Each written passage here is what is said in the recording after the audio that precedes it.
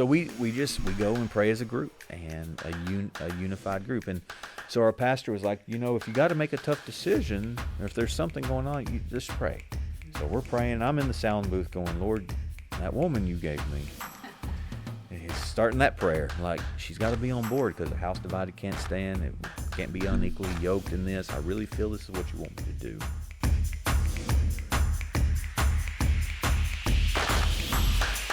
Hi, I'm Kelly Parkinson, and welcome to the Ordinary Brave podcast.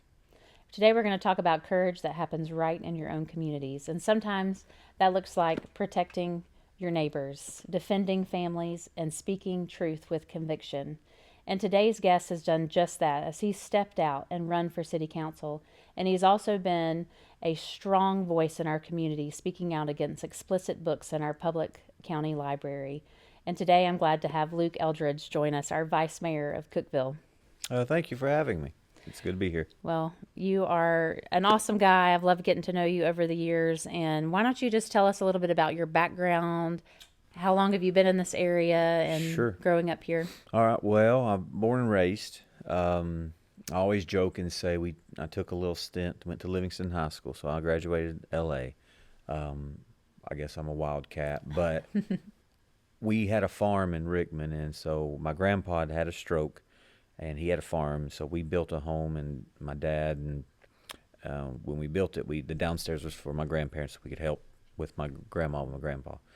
Lived on that farm in Rickman, so had to go to school to Rickman, had to go to Livingston, but I've always joked to said it's either that or be homeless, because my parents wanted, I had to go. I wasn't old enough. So anyway, did a stint there. I was in Livingston, then come back and we lived in, my parents got a divorce, and then what happened was I moved in with my dad down in Cookeville, and all good, and so went to Tech, got a psychology degree, started out in special education. Okay. Really enjoy just helping people. Yeah. Right. And still enjoy anything if it's something with special needs. Mm-hmm. I sit on a board called Manna's Hannah, Mm-hmm. and they help with vets and children with special needs. So I love doing stuff like that. But so met my wife. Did y'all meet at Tech or? No, we met at Walmart. Right.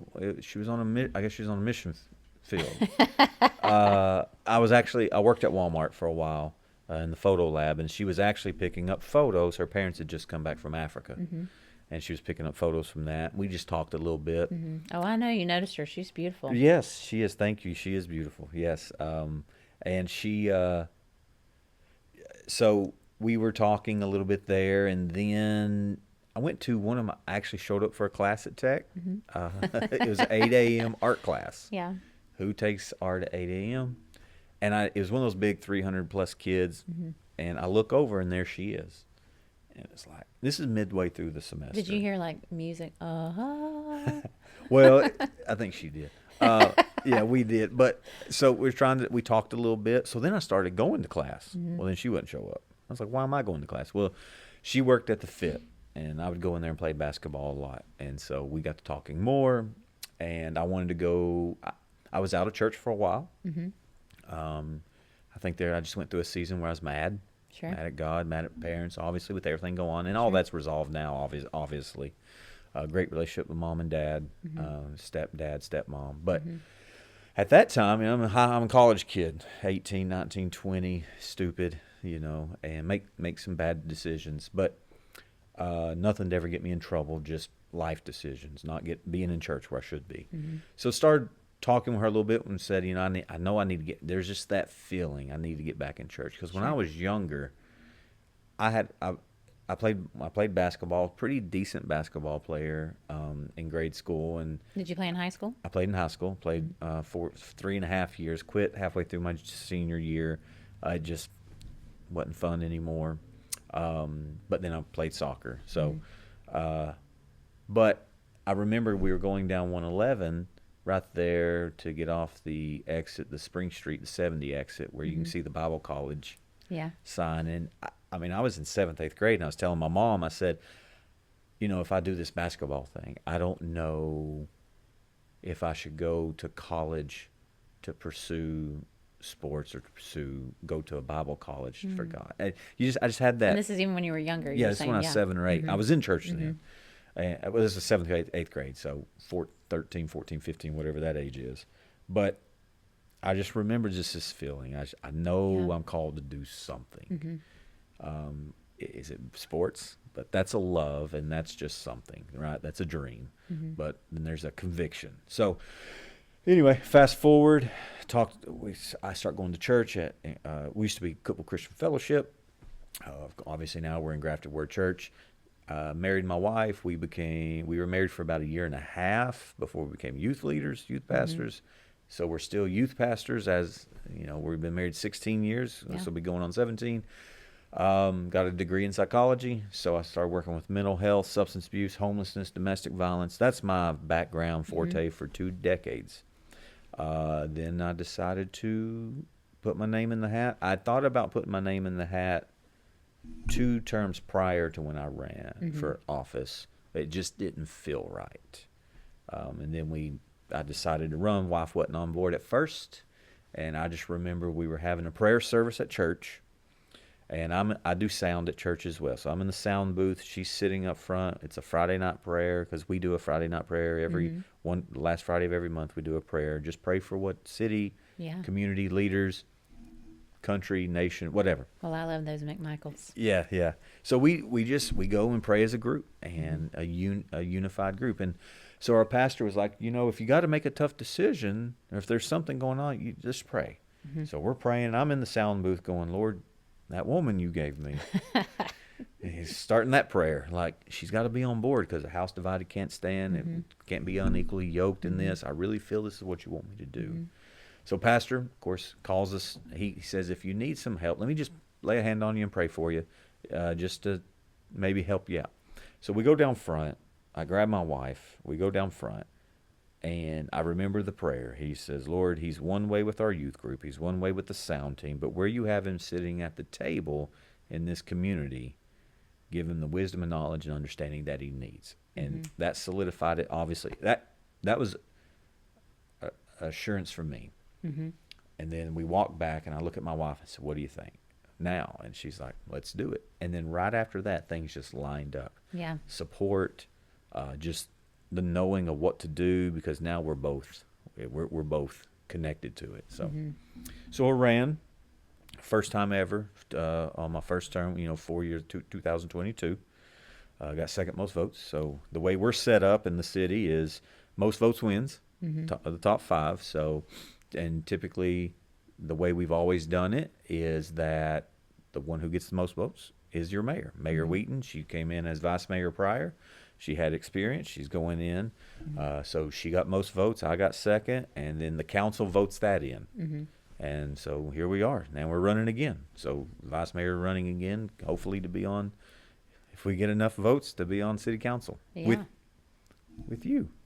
I hope. I was going to say, I can appreciate your story, just because, I just recently announced that I'm running, and I know your love for the Lord. I have that same love, and it was just really important to know that that's what God wanted, and and to have your spouse on board, which I was very thankful as that that seed kind of began to get planted in my heart, that he was for it as well, and I was not going to do it, just as I know you probably wouldn't have if she wouldn't have been on board too, but not unless he was in favor. And just for him to be on board and to have that spousal support is huge. It is. It really is. It's great to have it, because it makes things easier. But then you have 2 that are praying about it. You have you have God obviously showing both sides what needs to be done, because I can't see everything. And my wife's great. She has inputs and insights that I don't have as a woman. I don't have that. I'm not a woman. I'm a man, right? So, but there's things that she sees. She's a homeschool teacher. I was just about to ask that. Like, tell us about your kids and so your family. Yeah, so my wife was a teacher for 13 years in White County, and then she got her master's, and we decided for her to come home. It usually works that way. Yep, and it just felt good. And so then she got a job with the company that she works for now, and so she's a state coordinator out of, I always get it wrong, but it's Idaho, I think, out of Idaho. Is And that Braintree? yes, Mm-hmm. so she's state coordinator, loves her job, so she gets to help set things up and set up a path. But she oversees some of the teachers, and then she gets to homeschool our kids. Our kids, my boy's 11. He's about 5'3", wears 10.5 shoe, already taller than mama. Mm-hmm. And my little girl's 8. And so my son just, with homeschool, what great, because he loves sports. So we got to try out for soccer and for all good school, and he just made the team. So he's excited about playing soccer for a team for all good. My little girl's into dance or ballet and all that, but she likes to play soccer, but she kind of stays on the perimeter a little bit and just runs around. But it's good for her. I enjoy her doing it. But great kids. So tell me really how faith has played a role. I mean, I know obviously the Lord led you to run, and that was a faith journey. But how has faith played a role in these past years that you have been serving in City Council? So, I mean, I'm led forth by my conviction, obviously. If you look at the Bible, and I see it more clearly now, obviously being in council, because God will speak to you where you're at. Mm-hmm. God will speak to you in what position you're at, either as a leader, as a pastor, youth leader, but even as a city council member. And when I look through the entire Bible, you see Christians, and there's a lie out there now. They don't want Christians in politics. It's trying to circle back around, right? Mm-hmm. We don't need Christians in politics. We see that locally. We got people that don't want us in politics, which is odd. Well, for me, because we have a God view and they got a world view. But anyway, but when you look at it, so you had David was a king. A king is a politician. We had a whole book on judges. Judges are politicians. You had governors that were God ordained. Jesus had a tax collector on his team, if you will. Jesus was before government. So when you look through the Bible, you can argue that Moses was a governor. You could argue that Moses was a president. He was an overseer of how many different people? Right. Millions. Yeah. And led a nation. So he governed. So the foolishness to think that Christians should not be in politics is just a lie from the enemy. It's a lie from whatever political pull is trying to go on. But the Bible also says that when the righteous are in office, there's some peace, there's joy, there's some... The people rejoice. They rejoice. But when the wicked are, they groan. moan and they groan. We've seen that, right? Now, you can argue where we're currently at in the nation, but locally, it really matters. And I see that. So my faith in it, and my faith guides all my decisions. My faith doesn't guide me in, we got to pay for this truck. Right. I mean, these are budgets. These are common sense things. But when it comes to some social issues, and when it comes to where we're at and some things that are going on, and we see some of the darkness, or we see some of this negativity or just ungodliness wanting to try to come in, that's when your faith and your morals have to kick in. And that's what I lead by. And sometimes you get stuff thrown at you. You get called names. I think I heard somebody in the community was calling it man-child, and I was like, oh, bless your heart. But these are people that won't talk to me on face-to-face, but they'll talk about me on Facebook. Sure. But they don't got the backbone. The thumb warriors. Yeah, they're thumb warriors. I wish they were as brave as they were face-to-face as they were on there, just to talk to me. I've had some that have talked about me on social media and my stance that have come to talk to me, and they've gained some respect because we've had conversation. Yeah. I'm always respect And you people. probably gained respect for them as well. Absolutely. Even though you don't have Absolutely. to believe the same Nope. things, to still treat people courteously. Yeah, and no. to have respect for people. No, no, and I'll respect them. I mean, you're going to have a conversation with them. There's people I disagree with a lot. Sure. But to have the conversation, that's when, even Charlie Kirk said that. When we stop talking, that's when bad things happen. But we got to be open to talk to everybody. You can't shut them out because they're not they're not red or blue. Sure. Or they're not Christian or not. Like, as Christians, we've got to be light to the world. Yes. And sometimes you're in the dark. And Jesus was before sinners all the time. And we have to be, or unbelievers, or however you want, or people that didn't think the same way he did. Right. But he had conversations with them. and that changed some, or it made some turn away and hate him even more. Yeah, I think civil discourse, to Yeah. be able to have that, is really important. And I think it's important that we're raising up future leaders Yeah. to do that. And I know that you have a hand in trying to raise up some future leaders in our area. You want to tell us anything about Yeah, what you're doing trying there? trying to work with some of the young Republicans. One thing we lack here in this community is we don't have a really strong young Republican. We didn't. We're getting there. We're on the We're way. we're getting there. With Seth, and then with Elijah, and then Grant, and some of these, and then Seth is bringing people. We're actually trying to set up a meeting, hopefully next week, to talk a little bit. And I've got a game plan that I want to challenge all of them to do. And if we can do that, we can start growing this, because we need that young group. Because if Well, not, they're our future leaders, and I would Yeah. even like beg to differ to say they are our leaders like Yeah. right now, and we need them. we do. We do need them. I am one that I have always been taught, and it's a conviction of mine, that you train up your replacement. And so I'm already looking, God willing, I'm on this council. I feel pretty confident about it, but I'm already looking for 2030. Yeah, Like, because the next people the to next to, people, to who lead. will that be? Because there's going to be 3 open seats. There's always, all seats are kind of always open, but Yes, I know what you mean. history tends to say, okay, we should be on there. But those seats are going to be there. So who is it that is going to have the same values, the same convictions, that love God, love the community, and can stand for things? Because no doubt this day is getting darker. No doubt, we're getting to the place where it was like the days of Noah, where man's heart, everything was wicked. Everything he thought. And I don't think we're there just yet, but you can start to see that dark cloud starting to slowly move in. But it all comes back to us as Christians to do the Bible, humble ourselves, get before our God, seek His face, repent of our issues, not the others, but our issues, our sins. Then He said He would heal the land. You Yes. can't do that with pagans. They can't. Well, they repent. They don't know to repent until they're shown the light. But we as Christians, we got to make sure we're living clean, and we're not perfect, right? Right. We sin, we fall short, but our trajectory is up. We may dip a little bit because we have flesh, we're humans, but our emotions, Sure. whatever it may be, but we got to make sure we're living clean, we're living holy.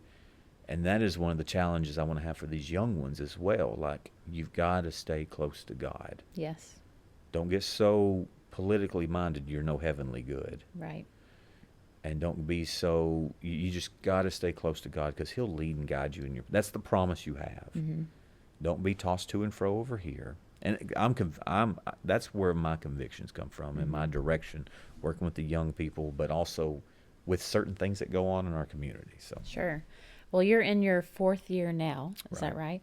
So has there been a scripture or just a God moment that really sticks out to you, that's either strengthened you, or you've just seen the Lord do something, pretty awesome? honestly,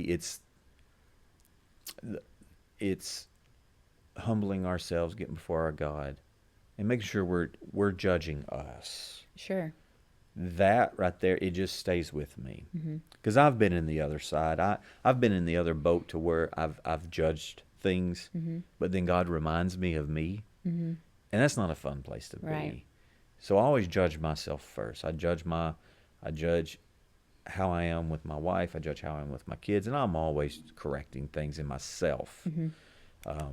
And that sticks with me, because the Bible does tell us, and everybody uses quit judging. Well, no. Whoa. Bible tells us he who is spiritual, in Romans tells us he who is spiritual judges all things. I'm going to judge the boy that wants to date my daughter, and I'm going to judge the girl who dates my son. But I'm also going to judge my son in that, and I'm also going to judge my daughter in that, right? Because we are supposed to judge things. The Bible says so. Now, it also tells us to make sure that we judge ourselves. Yes.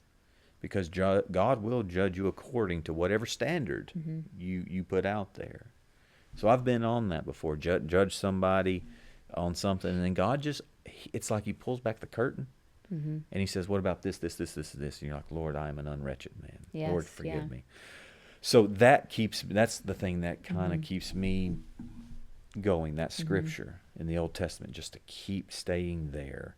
But also, you know, I see Romans 13. I see what we do because it talks about governments. Mm-hmm. Romans, we are ordained of God. Good, bad. I mean, Mm-hmm. it's because it's the office. Sure. I can tell you when we sat in office, and some people may not understand this, but I think most of that'll hear this do. When we took office back in 2022, I can tell you that there was an anointing that came on. You could just feel almost like this authority came on you, and it was the trippiest thing Mm-hmm. because you feel it in the church, you feel God's presence, Sure. but because we took on the Romans 13 ministry, you just felt it come on you, Mm. not in a pride way, not in an arrogant Sure. way, just like, all right, God's given me this authority, Mm-hmm. and He's going to judge me according to that Sure. authority. Which is scary. Which is Also, scary. It's heavy. Which is scary because Mm-hmm. there are things that come before the city, obviously library stuff or um, all sorts of things, Sure. and you got to weed through the voices on all sides Mm-hmm. to hear the still small voice of what God is saying, because we're still dealing with people who are lost, Yeah. who who are mad at God. There's wisdom in how you handle it. We can go Sure. and But they also still need representation. they need representation. Mm-hmm. But we can go and burn everything down.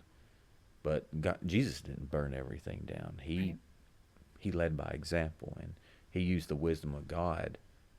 Granted, he is the Son of God, but the Bible still says that he had favor with God and man. Mm-hmm.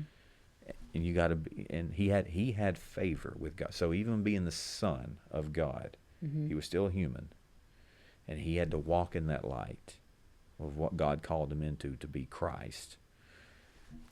If he'd have quit that, we would cease to exist, right? Right. But he had favor with God, not because he's Son of God, but because he walked in the light. Mm-hmm.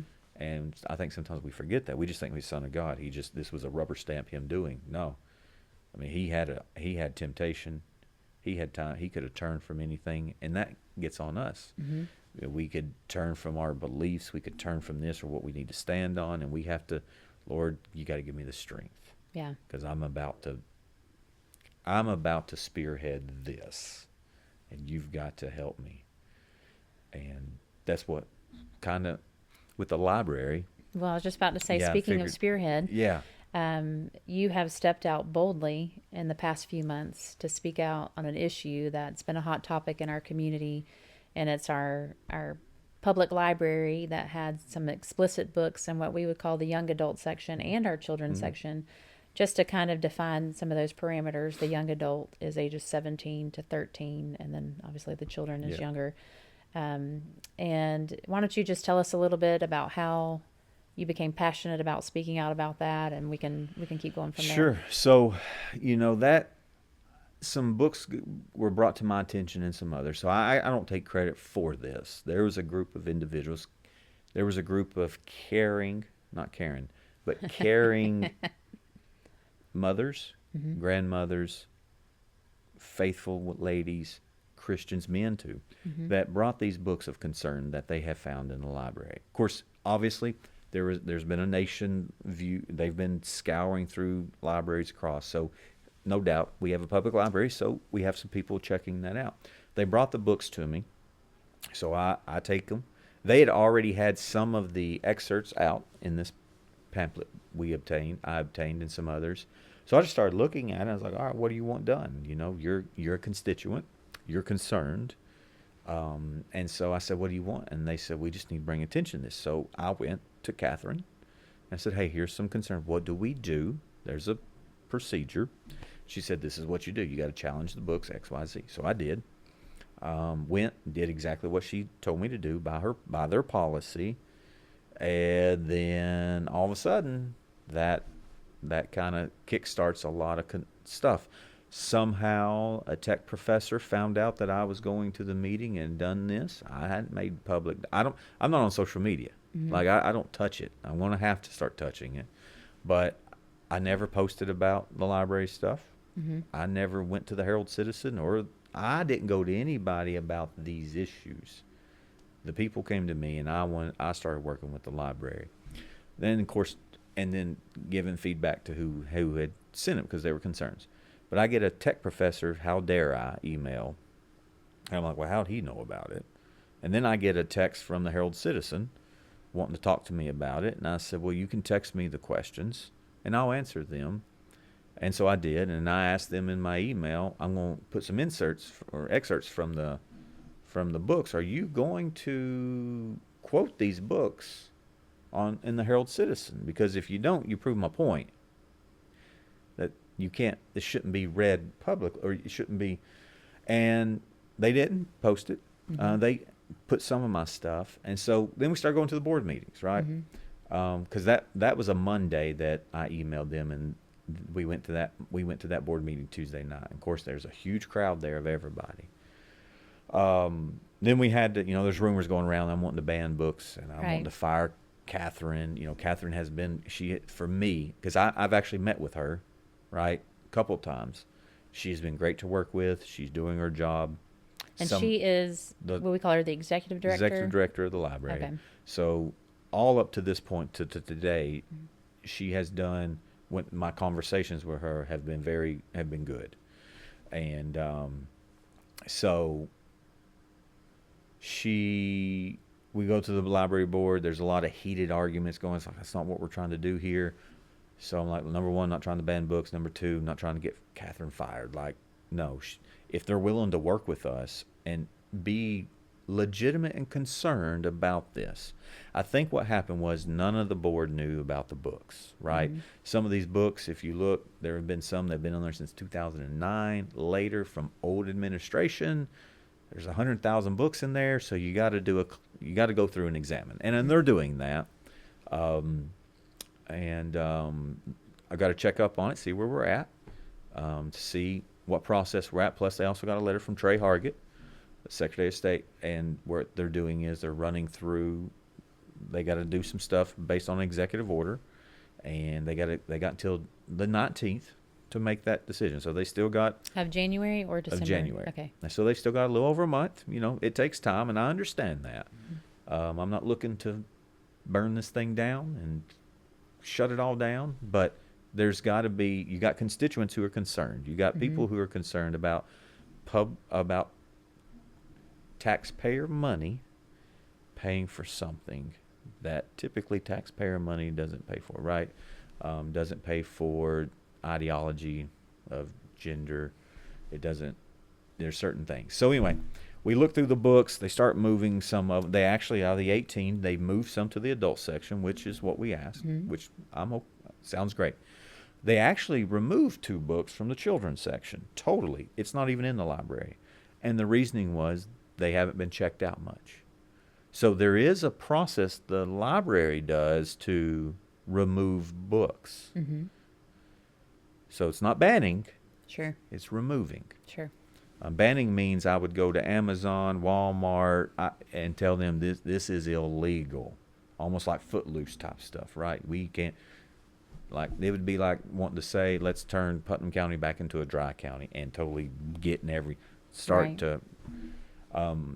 or just all that. So maybe just like what makes you so passionate also about speaking about this issue? sure, well, I'm a youth pastor. And youth, and I know what they struggle with. I know the mindset of a 13-year-old, 14-year-old, and half of them have social media, right? And so there's arguments on that too. Well, they see more on social media than they do in books. Well, it's another social media. It's just another media. Right. Books are a different type of media. Yes, I can't control. My public funds don't pay for their phone, right? Right. Taxpayer funds don't pay for their phone. Mom and dad do. Mm-hmm. Ultimately it is mom and dad's decision, and you should be a better parent. Let's just throw that out. And you should know what your kids are doing, and you should know these things. Your kids are going to see things. It's just the world we live in. I'm not trying to say we put kids in bubbles, but when it comes to taxpayer money, and at the library where it can easily accessed, and the library should be a place that our kids feel safe. should be safer than a playground. And it should be a place of fun, education, stuff like that. But watch out on, you got to be mindful of what education. What are we wanting our kids to be educated in or indoctrinated in? Right. So, Well, I just know, I have 6 kids, and my family. It's hard. yeah. Parenting is hard in Oh, yeah. general. It doesn't matter how many kids you have. It's hard. We are very protective in our house with technology, Yep. and we're doing our best. And I feel like I'm just exhausted at home Yeah. trying to stay on top of all of that, limit what is watched, have all the filters, check up on everything, because I know that there's always going to be loopholes and Yeah. things that to creep in. And I think, how much more exhausting would it be to walk into the library Yep. where I should just be able to walk in Yeah. and let my children go pick out a book off Yep. of a shelf. And not be concerned that they're going to pick out a book they shouldn't. Right. Regardless and if it's sex ed or yes, not. and some of the titles, they Oh, don't yeah. lend themselves to No. even you knowing that what it would be about. And so I just think, man, to have, as a mom, that pressure to feel like I have to walk in the library and now really scan through every Yeah. book and understand what's in there, it makes me just not even want to go, Sure. because I'm just like, no, I'm already struggling in everyday life, Yeah. trying to watch the technology, and then to walk into a library. I think, Oh, yeah. no, thank you. No, yeah. And, being a youth pastor and understanding the mindset. I have a psychology degree, so Mm-hmm. I understand the mindset. So children, young age, the children's section at the library, those should be books that are just Bernstein Bear. Like Right. I know we don't do them. The Bernstein Bears aren't popular anymore, but Bluey, whatever it is. Mm-hmm. But there's certain books that, regardless of what's in there, well, they need to know about it. Let that be up to the parent. And that was Right. an argument, right? Right. We heard, well, it's the parent's decision. But I had somebody reach out to me that you would say is on the other side. Mm-hmm. And she even said, that argument, I agree with it. Let it be up to the parent. But put it in the parent section so the parent can be the one to make the choice. Not Right. in the children's section where they fumble upon it. And that's all we're asking. But you look at the mindset of a 4-year-old, 3-year-old, 8-year-old, their mindset is they're still playing dress up, they're still imaginary. Mm-hmm. Well, when you put certain things in there, it makes that brain think a different way. A library shouldn't be a library should be a safe place where we can look at a book and it's just about that little inchworm, brown bear and brown bear, what do you see? Stuff Mm-hmm. like that. But then when you get into the young adult section, you get into the brain of a 13-year-old, a 14-year-old. Well, now they have hormones going. Now Mm-hmm. they're sexually active. They're not sexually active, but everything's changing. And those books then get geared a little more sexual. Yes. And that's what we have seen, right? And Well, all the statistics, which I can't even quote exactly, but I've read a lot of them, is just, it almost like imprints in their brain. it does. The earlier they see it or are exposed to it, it's there. And I can just say that one of my children, and before we homeschooled, we were in a different county going to public school, and one of my children was exposed to porn in 2nd grade Yep. at school, and that has never left their brain. Right. They will tell me, like, I can still see those images, remember those conversations, and it has never left their brain. And I pray every day for God to take that away. Yeah. But you're right. It affects their brain and their development, It and does. leads to even things like suicide and the lack of self-worth. I mean, just on and on and on. And these are not just Christian statistics. No, these are scientific they're worldly. statistics. They're just yes. human statistics. And it baffles me that people want to say that it's okay. Yeah. Yeah, it does me too. And going back to your point, psychology, they will even tell you, porn, it does restructure the brain matter. Mm-hmm. You can look at and it's an addiction. So any addict has a different brain structure the way it messes with the brain, or it morphs the brain. Sure. And you can see it on the scans. Mm-hmm. with psychology. I've seen them. Mm-hmm. I've seen the brain scans, Mm-hmm. and it does. It's almost like it tattoos it on there, Mm-hmm. and it does take time to wash that out. Mm-hmm. If I mean you think about it, you remember stuff from your childhood Right. vividly. Mm-hmm. So if you see something, it's just what it does. But that's the nature of sin anyway. That's the nature of the flesh, is the way We're drawn to it. we're drawn to it. Mm-hmm. And and unfortunately we need to be like Paul. We just gotta, Lord, I need help, and the things I want to do, I don't want to do. Everybody has something, Sure. right? And you got to understand that weakness, and you put the parameters up to stay away from that. And Mm-hmm. that's the scripture. That's what Lord, I judge myself first on anything and Sure. everything. We do the same thing. We keep our kids away from as much as we can. Even if we watch TV, when it's commercials, we don't watch the commercial.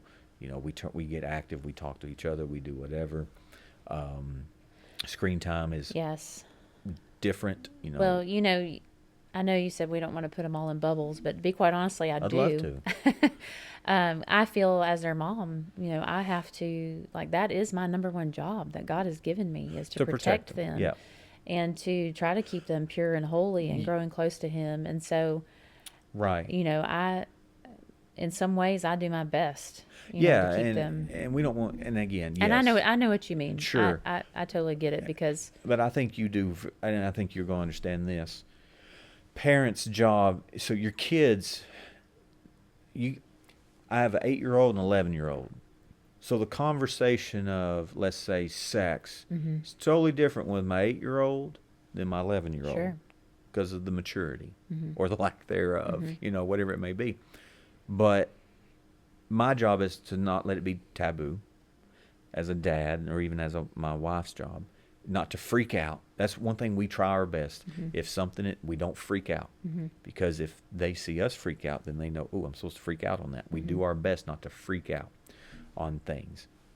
My kids know about the stuff in the library, because we've talked to them about it. And even my son, I think it's my son that said, why do people even want to look at that? Mm-hmm. Why do people think that's okay? And I said, buddy, they just have a different viewpoint than we do. Mm-hmm. I try not to, and I don't say, well, they're just sinners going to hell, and they just I don't do that. Well, that's what the left. I don't do that Right. conversation. Right. A friend of mine asked me one time, and he said, we got gay pride that goes on in the park. And he's like, what's wrong with it? And I'm like, well, and he's got a worldview, right? And trying to get him to Christ and help him understand some things. But I said, here's the thing: we'll never go to that. It's not because of I don't like gay people, right? They need Christ. If one of them called me needing help, I would help them as much as I could. Sure. Right. I don't want my kid, and they see it in public. They see people in public. My daughter has seen a guy in a pink jumpsuit at Ulta before and was concerned, and my wife had to explain it to her. And we've seen people that dress, transgender or whatever. And my kids can see that, but we just explain it to them, and we don't bash it. I'm not going to teach my kid to bash that person because of sin, or because of maybe their mom and dad didn't love them, and that's why they're the way they are. But we teach. I said, I'm not going to let my kid to go over there to see the hatred that gets poured out on them by some that say that they're Christians. Mm. I don't want, because what does that do? Then my kid says, okay, I'm a Christian. This is how I react to them. Yeah. And hate them. I don't want to taint that. You go over there and turn or burn, you're going to hell. Like that doesn't help the situation. But I don't want my kids to see how Christians act, because they already know how the others act, right? Non-Christians, non-believers, they understand that. I've trained my kids on how we react and act to these things. So when it comes to, it's my job to not blow things out of proportion. Just say, hey, we got to pray for them. Right. We've got to do this. They're still human beings. God still sees value in them. And the Lord loves them. And the Lord loves them. Mm-hmm. I mean, He allowed them to be born. Mm-hmm. Right? He knows the outcome. He knew what was going to happen. But there's still hope for them then. And we got to be that light, and we've got to do that. Now, well, then why do you stand against all this? Because it's perversion. And at some point, you got to stand for something. And this stuff is perversion. I don't want it in the public eye. It shouldn't be. Like, that should be, if this stuff is wanting to be there, go rent it. Go buy it yourself. I'm thankful Walmart has a standard. They don't have sexually explicit stuff like that you can buy and read. I haven't seen. That doesn't mean it's not there, but I haven't seen the book Camp at Walmart. Right. I haven't seen the book that was in the children's section called Sex is a Funny Word at Walmart. They at least have a standard. And if anything, Walmart's banning it for not having it there. But, we got to do our part as family, as moms and dads as well. But also, I've got to do my part as a man of faith, somebody with some morals and values, to say, hey, this is in our public library. There's a lot of people, this is uncomfortable. They don't want it there. Now that we know about it, so what now, right? Now that we know about it, well, the board they've got some decisions to make. And then, based on what they do, or lack thereof, then me as a council member has some decisions. Yeah. We have a county commission. We have some decisions to make, because ultimately we vote on or whoever goes in that seat. So if it's not the way we don't like it, then we got to work on that and fix that. Well, we appreciate you so much being here today and sharing on the podcast, and really just for being a voice that stands for families and protects children and protects all children, I would say. And I just thank you for your heart for the Lord, and I'm excited for you. Yeah. What's to come. Absolutely. Thank you. Well, I'm excited for you too. And we'll see. God willing, you'll be sitting beside, Ollie, Chad, and myself. We're all running again and have you on board. So that's great. And I'm a big component, I want to see all of us on there, because I know our hearts. Right. I know who we are.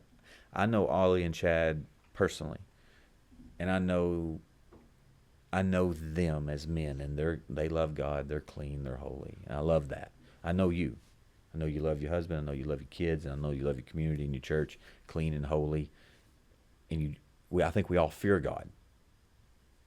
And that's what keeps us going. And that's what keeps us on the straight and narrow, because we still have a reverence for God. And that's what we need in this community, is people who have a reverence for God. Because honestly, if we do that, the community's blessed, because it's ran by righteous leadership. So I appreciate it. Well, thank you again for being here. And thank you for watching and listening to the Ordinary Brave podcast. And we appreciate Vice Mayor Luke Eldridge being here and just sharing his thoughts and his heart with us. And sometimes courage does call us out to be bold and to speak truth, even when it's hard, and even sometimes when you're getting attacked. And we appreciate just his courage in stepping out and defending families, protecting children, and just being a servant to our community. And if you are enjoying listening to this podcast, we ask that you like and share it with others. Thanks. Have a great day.